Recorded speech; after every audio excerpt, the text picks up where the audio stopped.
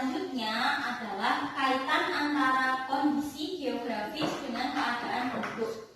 Di sini Bu akan menjelaskan tentang kaitan antara kondisi geografis dengan keadaan penduduk. Sebelumnya Ibu akan menuliskan peta konsep terlebih dahulu. Peta konsepnya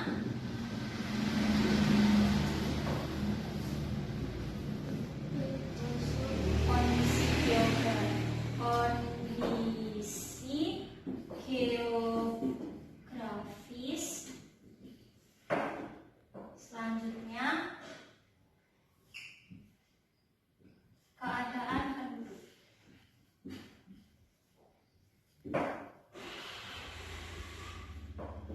Nah, kondisi geografis dan keadaan penduduk ini memiliki kaitan.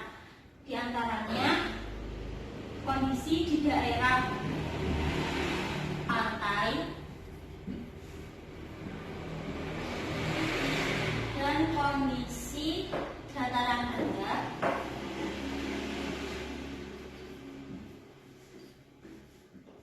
dan dataran tinggi.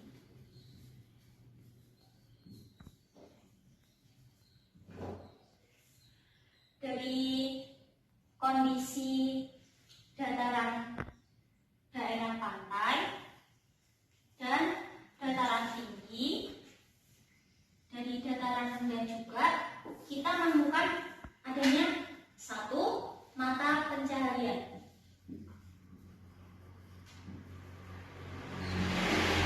Yang kedua, transportasi dan perdagangan.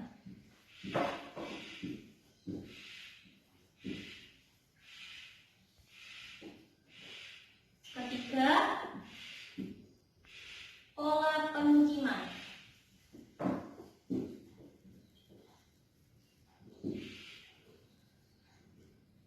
Yang kelima,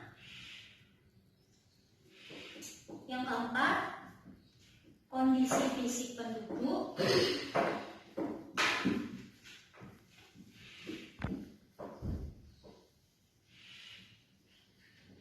Yang kelima, bentuk rumah.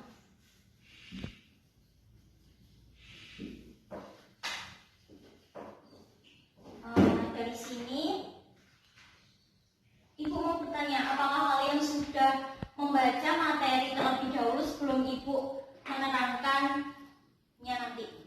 Siapa yang sudah membaca dan siapa yang belum? Coba angkat tangan. Siapa yang sudah membaca? Yang lainnya kenapa tidak dibaca? Terus selanjutnya Ibu terangkan aja ya langsung. Kondisi geografis merupakan suatu keadaan yang dilihat dari kenyataan di muka bumi atau yang dilihat dari lingkungan sekitar yang ada di permukaan bumi. Hal-hal berikut yang berkaitan dengan kondisi-kondisi geografis di Indonesia diantaranya: 1. Letak Indonesia sangat strategis, yaitu pada posisi silang dunia antara dua benua Asia dan benua Australia, dan dua samudra. Dua samudra ini Samudra Pasifik dan Samudra Hindia. Yang kedua, Indonesia mempunyai iklim musim, yaitu musim penghujan dan musim kemarau. Dan yang ketiga, Indonesia terdiri dari berbagai macam budaya dan suku bangsa. Indonesia dapat dengan mudah berhubungan dengan negara-negara lain di dunia. Karena akses Indonesia itu sangat mudah, bisa dijangkau dari udara, bisa dijangkau dari laut, itu sangat mudah sekali. Yang kelima, Indonesia terdapat berbagai macam mata pencaharian. Tadi sudah minggu lalu sudah Ibu jelaskan juga tentang mata pencaharian. Mata pencaharian itu apa sih yang kalian tahu? Pekerjaan, bagus. Yang terakhir, terdapat penggunaan pola lahan yang berbeda-beda. Pola lahan ini bertujuan untuk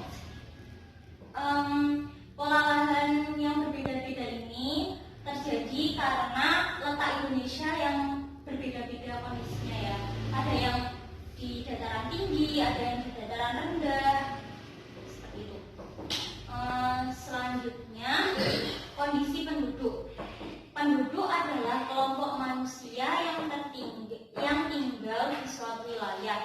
Menurut Undang-Undang Nomor 10 Tahun 1993 tentang Kependudukan dan Keluarga Kesejahteraan, yang dimaksud penduduk adalah seorang dalam kaitannya baik sebagai individu maupun sebagai anggota masyarakat menempati suatu wilayah hukum tertentu. Nah, yang ketiga, kaitan antara kondisi geografis dengan keadaan penduduk. Nah, di sini kan dari peta konsep sudah Ibu jelasin tentang kondisi geografis dan keadaan penduduk. Nah, kaitan kondisi geografis dan keadaan penduduk itu sangat berkaitan, yaitu antara kondisi geografis dan keadaan penduduk. Nah, di sini juga berkaitan lagi dalam suatu pola, yaitu daerah pantai, daerah dataran rendah, dan daerah dataran tinggi. Nah, di daerah pantai sendiri memiliki karakteristik penduduk pantai, yaitu sebagai berikut. Yang satu, mata pencaharian penduduk adalah nelayan. Yang kedua, transportasi dan perdagangan. Dan yang ketiga, pola pemukiman. Yang keempat, kondisi fisik penduduk dan bentuk rumah. Di daerah pantai kan banyak nelayan kan, karena lokasi mereka dekat dengan pantai.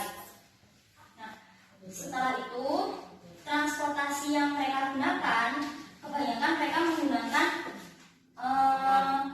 kapal, perahu, betul. Yang terakhir, pola pemukiman. Pola pemukiman mereka biasanya membentuk pola memanjang atau linier, itu mengikuti garis pantai. Yang keempat, kondisi fisik penduduk. Suhu udara rata-rata di daerah pantai adalah siang hari bisa lebih dari 27 derajat Celcius. Kondisi suhu yang panas ini mengakibatkan penduduk daerah pantai berwarna kulit agak gelap. Biasanya penduduk menggunakan pakaian yang tipis. Setelah itu, jika berbicara, penduduk biasanya menggunakan suara yang cukup keras karena harus berderu atau bersaingan dengan suara ombak yang ada di pantai. Yang kedua, pola dari dataran rendah. Dataran rendah merupakan daerah datar yang memiliki ketinggian kurang dari 200 meter di atas permukaan laut.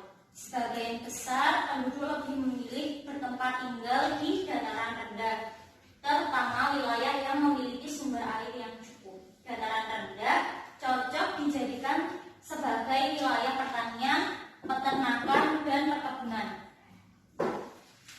Yang terakhir, dataran tinggi.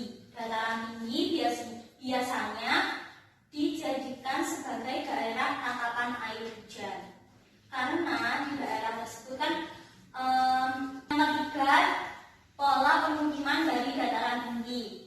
Dataran tinggi biasanya dijadikan sebagai daerah tangkapan air hujan, sehingga dapat memenuhi kebutuhan air tanah di wilayah sekitar.